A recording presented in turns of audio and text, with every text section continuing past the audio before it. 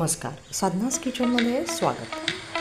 तिथे छोट्या डिशमध्ये बघा मी काय केलं की 2 चमचे 2 लहान पोह्याचे चमचे त्याने आपण इथे वरई घेतली होती आणि ती भिजवून धुवून ठेवली आहे. आधी धुवून घेतली.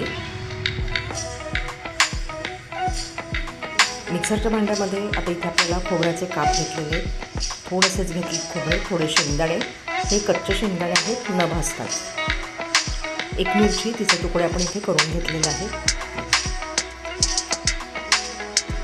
त्यानंतर आता इथे आपल्याला वापरायचे आहेत थोडेसे जिरे, साधारण अर्धा चमचा.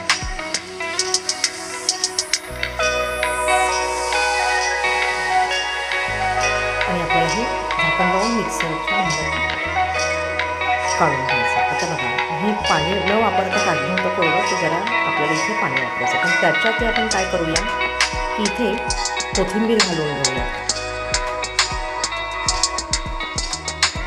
आणि आता ही कोथिंबीर इथे घातल्यानंतर थोडंसं पाणी आपण वरून घालू आणि मिक्सरच्या भांड्याला पुन्हा झाकण लावून जरा फिरवून घेऊ. बघा, इथे आपलं हे तयार झालेलं आहे ग्रेव्ही. आता इकडे आपल्याला काय करायचं आहे, कढई मी तापून जरा मंदाचवर केली होती, तर 1 चमचा साजूक तूप याच्यात घातले, गाईचं तूप घालून घेतलेले. वरईत आपण ही सुरुवातीला घातली होती बघा, 2 चमचे वापरले होते, निवडून घेतली होती आणि नंतर ती धुवून थोडा वेळ भिजत ठेवले होते. त्याच्यामध्ये हे 2 चमचे साबुदाणे घेतले आणि मंद आचेवर एकसारखे हलवत राहायचे. बघा, हे भिजवलेले नाहीत अजिबात, हे डायरेक्ट आपण वापरलेले आहे. एकदम मंद आचेवरती त्या तुपामध्ये आपल्याला हे फ्राय करायचे.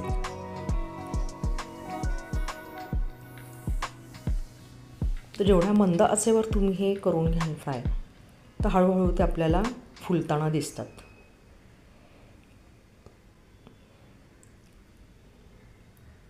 बघा, जशा लाह्या होतात ना तसे हे जरा फुलताना दिसतात, म्हणून जरासा वेळ आपल्याला इथला घ्यायचा.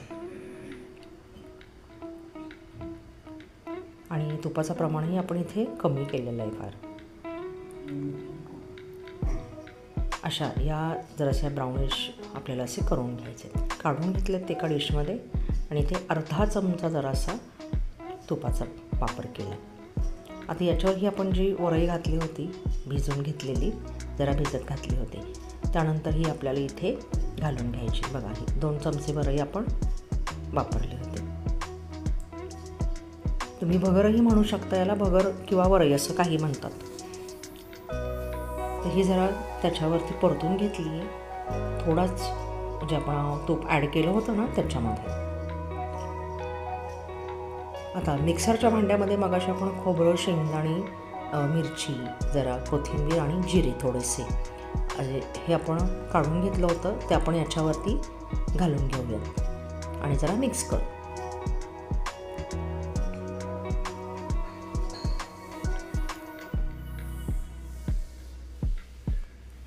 त्याच मिक्सरच्या भांड्यामध्ये जरा पाणी करते, म्हणजे कसं की ते वाया जायला नको, नाही का. आणि आपण हे याच्यामध्ये ॲड करू. आपल्याला इथे अजून जरा पाण्याचा वापर करायचा आहे.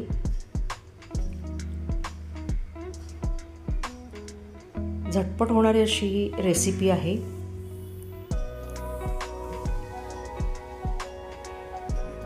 मीठ घालून घेऊया. सैंधव मिठाचा वापर करते इथे. बघा, ही उपवासाची अशी रेसिपी आहे. आता इथे आपल्याला उकळ आलेली आहे. तुम्हाला लागलं तुम्ही पाणी अजून ॲड करू शकता. झाकण न ठेवता इथे आपल्याला पटकन याला एकदा उकळी आली आणि ही झटपट होणारी अशी रेसिपी, त्याच्यामुळे फार वेळ काही कोणाचंच वाया जाणार नाही, की भूक लागली तर चला पटकन करा अशी आहे. आणि पोटभर असं म्हणजे पोट भरते. आणि कारण बघा, शेंगदाणे पण आहेत आणि आपल्याला प्रोटीन पण याच्यामधून मिळतं तसं. तर आता इथे बघा तयार झालेत आणि हे आपलं आहे उपवासाचं सूप तयार झालेलं आहे. याच्यावरती तुम्ही आपण फ्राईड सायगो जे केला आहे साबुदाणा, तो याच्यावर तुम्ही घालू शकता, जसं आपण टोमॅटो सूपवर घालतो की नाही ब्रेडचे तुकडे, तसे करून बघा. लाईक करा, शेअर करा आणि सबस्क्राईब करा.